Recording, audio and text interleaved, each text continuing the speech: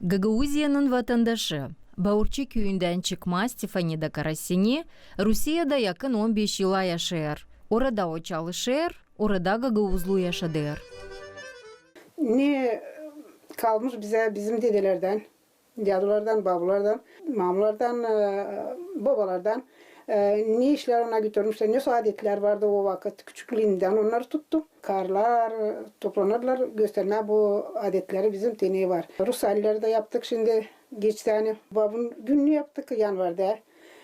Şimdi yaptık festival Kavrov, первый festival Kavrov в Санкт-Петербурге. 31 Ağustos'ta kutladık Mamu'yu da, Mamuları sayılı. O günü de geçirdik güzel. Aşırıda yaşamak Stefanida'ya milletliğini yüzlettirdiler. O zaman o başlar Duma yerinden var olan yevilki tertipleri yavaş yavaş taşıma yaşanan yerine. Kahramanımız paylaşır anne Gagauz millet giyimlerini giydiğiyle onu yevillere, ana baba zamanlarına da aldırdır. Bu Stefanida'nın hoşuna pek gider. Anga yere tekli verir, orada götürür atributları. Nasıl sıra olayır, o sıraya göre de götürür atribut, hem de yapayım ssenaryo. Da göstereyim sayılı adetler. Gagauz köşesini düzeyerim, bir içer. Sayılınca tuttum aklımdan, bizde gibi de düzülüydü. Perdeler, çarşaflar, bantlar, daruşkalar, ramkalar, kilim, yerde kilim, palatlar, pat koyarım, sofra, bakırlık. Onları koyarım. Обязательно ikonu. Biz inan insanlar, ben ikonasız bir çıkmayayım, duasız da bir çıkmayayım. Onlar lazım, ilk onları gösterelim. Peterburg'da Gagauz kulturasını Stefanida Karasini aktif çalıştırır. Teklif edilen oluşlara, yurtlara büyük havizlen katılır. Şkolada uşaklara gösterdik, Peter'de bıt Gagauzov, обычай, tradisiya Gagauzov. Sevindiler, uştiller de hepsi. Sonra düğünlere de çağırıyorlar, gösterme bizim adetleri. Çok yerlere çağırıyorlar.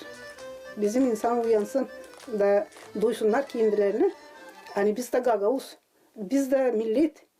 Da beni görerken onlar aklına getiriyorlar. İnsanlar aklına getiriyor. Hani ne zamansıydı bu işleri onlar gördüler, işittiler, anladılar. Neredeyse o yüzden savaşın götürmeye bütün yürekten bu işi.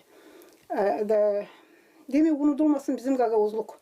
Nerede de olsak biz dil lazım kaybedelim. Adetlerimize de götürelim, gösterelim de bizim genç evlatlar öte doğru onlar da götürsün. Baka baka bize. Peterburg, Gagauzkası dünya milletlerine Gagauzları yaklaştırır. Sankt-Peterburg kasabasının millet evinde Gagauzların adetleri kendi yerini hazırlayacak. Gagauz düğün kukla koleksiyasını Stefanida bu uğur için 5 almadan ustaya yalvardı hazırlasın. Bu uğurla kahramanımız Duma yerine geldi. Koleksiyadan ben isterim göstermem mini tiyatr. Hani düğünleri, bizim adetleri, düğünleri, çotra olurdu, fensa olurdu. Sonra nice gençler buluşurdular Pınarbaşı'nda, teyavuklular, fuarlar olurdu, gösterme. Bu işler bizim adetleri mini. Dom nasyonalnosti orada başlama da bizim de görsünler rubalarımızı açan gelecek başka insanlar da orada görsünler bizi de. Yani bizde var, bizim de var kendi rubalarımız. Düğün koleksiyasına 28 kukla girer. Onu hazırladı usta Beşalma köyünden CD Folklor kolektivin payalanı Elena Çıban. Ben ona yaptım o insana değil. Onu alacak hem de ben seviniyorum hani o gösterecek ileri doğru orada Gagauzların adetlerini. Burada bir büyük düğün. Gelin güvete, kres, sadık, devir ki. Kumaları, dostları. Burada уже kaynatı, gençim, çocuğun tarafından, kızın tarafından. Hem de düğüncüler. Nince sordu insan, nince söyledi. Savaştım öyle yapma. Geldi, gördü, beğendi, alacak. Ben de seviniyorum hani alacak. Da orada da gösterecekler ileri doğru Gagauzların adetlerini. da basılmasın adetler. Allah yardım etsin. Yapsınlar sabır evcağısınca düşünersin. Bu zanatını sen de öte doğru götür. Стефанида Карасини yaşamak yerinde Sankt-Peterburg'da niyetli Gagauz muzeyini kurma, da hepsi tertipleri, Gagauzkaların adet, sıra yelişlerini oraya yerleştirme.